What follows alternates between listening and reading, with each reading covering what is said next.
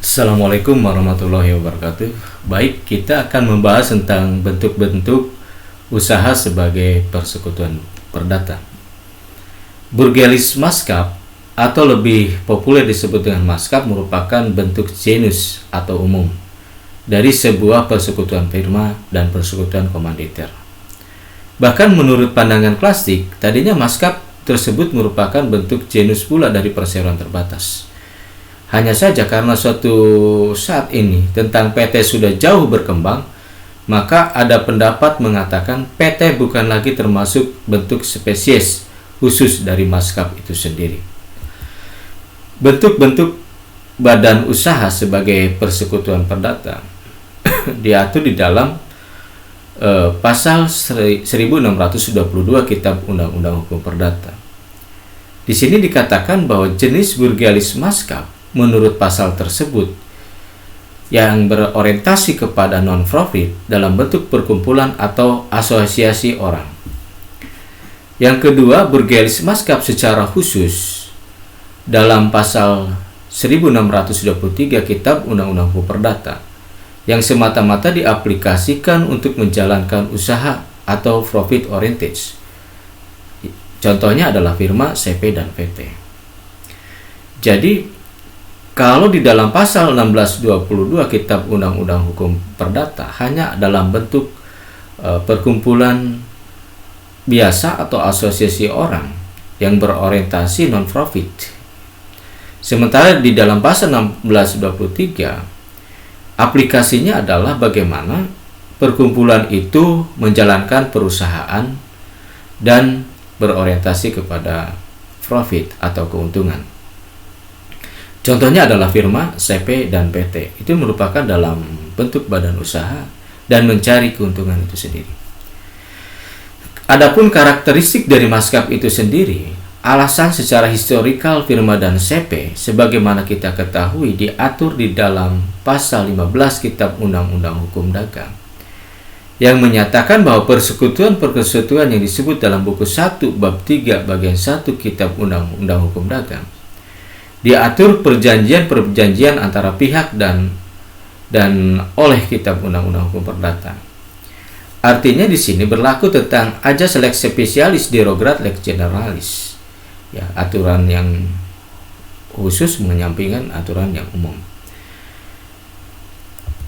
Menurut kepustakaan dan ilmu hukum, istilah persekutuan bukanlah istilah tunggal. Karena ada istilah pendampingnya yaitu perseroan dan perserikatan. Jadi, istilah persekutuan juga dikenal dengan istilah perseroan dan perserikatan. Ketiga istilah ini sering digunakan untuk menerjemahkan istilah dalam bahasa Belanda adalah Maskap dan Vennootschap dalam bahasa Belanda. Berarti, istilah tersebut diartikan sebagai kawan atau sekutu. Itu pengertian terkait dengan istilah persekutuan yang dikenal dengan perseroan dan perserikatan. Dan dalam bahasa Belanda dikenal dengan Maskap atau Vennootschap yang artinya adalah kawan atau sekutu. Menurut beberapa ahli mengenai Maskap, Hapan der Tas di dalam kamus hukum menerjemahkan bahwa Maskap sebagai perseroan atau perserikatan atau persekutuan. Menurut Foxma, Andre menerjemahkan sebagai perseroan dan perseroan perdata.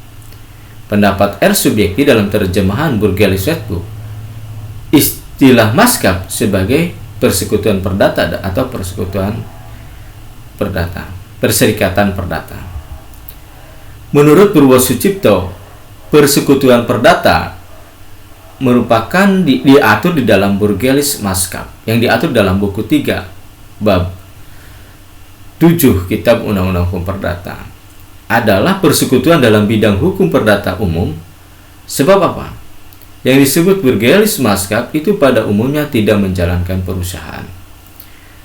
Sementara di dalam persekutuan perdata secara khusus, pasal 1623 Kitab Undang-Undang Hukum Perdata jungto pasal 16 Kitab Undang-Undang Hukum Dagang. Itu terkait dengan persekutuan perdata menurut Purwosucipto terbagi menjadi dua bagian. Ada persekutuan hukum perdata secara umum, ada hukum persekutuan perdata secara khusus, sebagai mana diatur di dalam pasal-pasal tersebut. Persekutuan perdata secara khusus pada pasal 1623 Kitab Undang-Undang Hukum Perdata berbunyi, persekutuan perdata khusus ialah persekutuan perdata yang hanya mengenai barang-barang tertentu saja. Pemakaian atau hasilnya yang didapat dari barang-barang itu atau mengenai suatu usaha tertentu, melainkan perusahaan atau melakukan pekerjaan. Pasal 16 Kitab Undang-Undang Hukum Dagang berbunyi, yang dinamakan persekutuan firma ialah persekutuan perdata yang didirikan untuk menjalankan perusahaan dengan nama bersama atau firma itu sendiri. Itu adalah merupakan pengertian tentang persekutuan perdata secara khusus yang diatur di dalam Kitab Undang-Undang Hukum Perdata dan Kitab Undang-Undang Hukum Dagang. Batasan yuridis maskap, pasal 16-18 Kitab Undang-Undang Hukum Perdata berbunyi, persekutuan perdata atau maskap adalah suatu persetujuan dengan mana dua orang atau lebih mengikatkan diri untuk memasukkan sesuatu atau imbreng dalam persekutuan dengan maksud untuk membagi keuntungan yang terjadi karenanya. Sehingga kita dapat melihat ada beberapa unsur dari persekutuan perdata, yaitu adanya suatu persetujuan. Yang kedua, persekutuan perdata itu didirikan dua orang atau lebih yang mengikatkan diri untuk memasukkan sesuatu imbreng dalam persekutuan dengan maksud untuk membagi keuntungan yang terjadi karenanya. Menurut Sunar Sukwakti menyatakan bahwa maskap adalah suatu organisasi kerjasama dalam bentuk taraf permulaan dalam suatu usaha tertentu. Jenis persekutuan perdata yang pertama adalah maskap yang sangat umum, diatur di dalam pasal 1621 Kitab Undang-Undang Hukum Perdata. Sehingga maskap secara umum itu sendiri memiliki ciri yaitu imbreng, pemasukan, maupun jenis usaha yang dijalankan masih sangat umum, belum dibatasi usaha yang dijalankan oleh apa saja asalkan menghasilkan keuntungan, dan pemerintah melarang maskap yang ini dilarang oleh pemerintah itu sendiri. Yang selanjutnya adalah maskap secara umum pasal 1622 Kitab Undang-Undang Hukum Perdata. Maskap jenis ini usahanya biasanya bermacam-macam, tidak terbatas. Yang penting imbreng atau modal awalnya sudah ditentukan atau dibatasi dengan jelas. Contohnya persekutuan asosiasi profesi, persekutuan advokat Indonesia, ikatan notaris Indonesia, ikatan dokter Indonesia. Itu adalah maskap secara umum yang diatur di dalam pasal 1622 KUH Perdata. Maskap secara khusus yang diatur di dalam pasal 1623 Kitab Undang-Undang Hukum Perdata. Maskap khusus adalah maskap yang di bidang usahanya ditentukan secara spesifik. Bisa hanya mengenai barang-barang tertentu saja atau pemakaiannya. Jenis usaha yang dikelola secara khusus dan profesional bukan pada imbrengnya atau modalnya. Bagaimana pendirian maskap itu sendiri? Di dalam pasal 16-18 Kitab Undang-Undang Hukum Perdata, maskap adalah persekutuan yang didirikan atas dasar perjanjian. Menurut sifatnya, perjanjian itu bersifat konsensual, yaitu persetujuan, kehendak, atau kesepakatan dan perjanjian secara real. Jadi di dalam pasal 16-18 ini, pendirian maskap ini, perbuatan hukumnya adalah perbuatan perjanjian konsensual. Jadi harus ada persetujuan para pihak dengan kehendak dan kesepakatan dan perjanjian secara real. Bagaimana keanggotaan dari suatu maskap? Suatu maskap penekanannya diletakkan pada sifat kapasitas kepribadian dari orang atau sekutu yang bersangkutan. Pada asasnya, maskap terikat pada kapasitas kepribadian dari masing-masing anggota, dan cara masuk keluarnya ke dalam maskap ditentukan secara statutoir, tidak bebas. Pengurusan dari maskap perdata itu diatur di dalam pasal 1636 Kitab Undang-Undang Hukum Perdata, yaitu pengangkatan atau penentuan pengurus maskap dilakukan bebarengan dengan pembuatan akta pendirian maskap itu sendiri. Nama-nama pengurus langsung disebutkan dan dicantumkan dalam akta pendirian atau yang disebut dengan anggaran dasar maskap itu sendiri. Sehingga di dalam pasal tersebut kita dapat mengetahui bahwa aturan-aturan terkait dengan pengangkatan atau penentuan pengurus maskap itu dibarengan dengan pembuatan akta pendirian maskap itu sendiri. Nama-nama pengurusnya itu langsung tercantum di dalam anggaran dasar maskap itu sendiri. Bagaimana dengan pembagian keuntungan dan kerugian? Sebagaimana diatur di dalam pasal 1633 KUH Perdata. Cara membagi keuntungan dan kerugian itu sebaiknya diatur dalam sebuah perjanjian pendirian maskap itu sendiri. Bila dalam perjanjian tidak diatur, maka bagian tiap sekutu dihitung menurut perbandingan besar sumbangan modal sekutu itu sendiri. Itu terkait dengan pembagian keuntungan. Ya, ketika misalkan di dalam pendirian tidak diatur terkait dengan pembagian keuntungan dan kerugian, maka diatur berdasarkan sumbangan modal sekutu itu sendiri.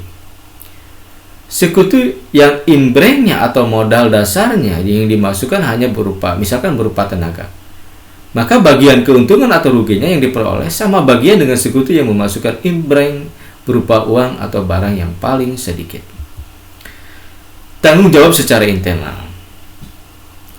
Para sekutu maskap bisa membuat perjanjian khusus dalam rangka menunjuk salah seorang di antara mereka atau orang ketiga sebagai pengurus maskap, Geren Mandatarie. Pasal 1637 KUH Perdata, pengurus yang ditunjuk itu berhak melakukan semua tindakan kepengurusan yang dianggap perlu, asal didasari dilakukan dengan sebuah itikat baik. Jadi, pengurus dapat bertindak atas nama persekutuan dan mengikat para sekutu pada pihak ketiga terhadap para mitra selama masa penunjukan dengan kuasa itu berlaku. Tanggung jawab secara eksternal. Di dalam pasal 1642, 1645 Kitab Undang-Undang Hukum Perdata. Ajasnya seorang sekutu maskap mengadakan hubungan hukum dengan pihak ketiga, maka sekutu yang bersangkutan sajalah yang bertanggung jawab atas perbuatan-perbuatan hukum yang dilakukan dengan pihak ketiga itu, walaupun dia mengatakan bahwa dia berbuat untuk kepentingan persekutuannya. Perbuatan sekutu baru mengikat sekutu-sekutu lainnya apabila sekutu tersebut diangkat sebagai pengurus secara gestature, nyata-nyata ada surat kuasa dari sekutu-sekutu lain. Hasil perbuatan atau keuntungannya telah nyata-nyata dinikmati oleh persekutuan itu sendiri. Bila beberapa orang sekutu atau maskap mengadakan hubungan hukum dengan pihak ketiga, maka para sekutu itu tidak dapat dipertanggungjawabkan sama rata. Meskipun imbrengnya atau modalnya mereka tidak sama, kecuali bila dalam perjanjian yang dibuatnya dengan pihak ketiga itu dengan ditetapkan imbangannya. Pertanggungjawaban masing-masing sekutu turut mengadakan perjanjian itu. Bila sekutu mengadakan hubungan hukum pihak ketiga atas nama persekutuan sebagaimana yang diatur di dalam pasal 1645 KUH Perdata, maka persekutuan dapat langsung menggugat pihak ketiga itu. Di sini diperlukan adanya pemberian sekutu-sekutu lain. Persekutuan perdata bukan badan hukum. Maskap tidak mempunyai harta kekayaan yang terpisah dengan kekayaan para sekutu. Firma mengakui adanya harta kekayaan terpisah, diatur dalam pasal 32 Kitab Undang-Undang Hukum Dagang. Tetapi undang-undang belum mengakui sebagai badan hukum. Ditinjau sudut pertanggungjawabannya disimpulkan bahwa persekutuan perdata bukan badan hukum. Persekutuan perdata, prosedur pendiriannya cukup dilakukan secara konsensual dengan akta otentik di bawah tangan. Pembubaran maskap juga diatur di dalam buku 3 pasal 1646 sampai dengan 1652 KUH Perdata.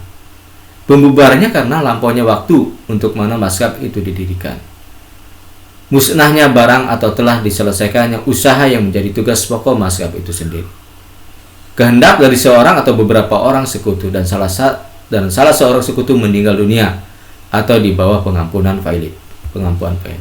Terima kasih, mudah-mudahan materi ini bermanfaat.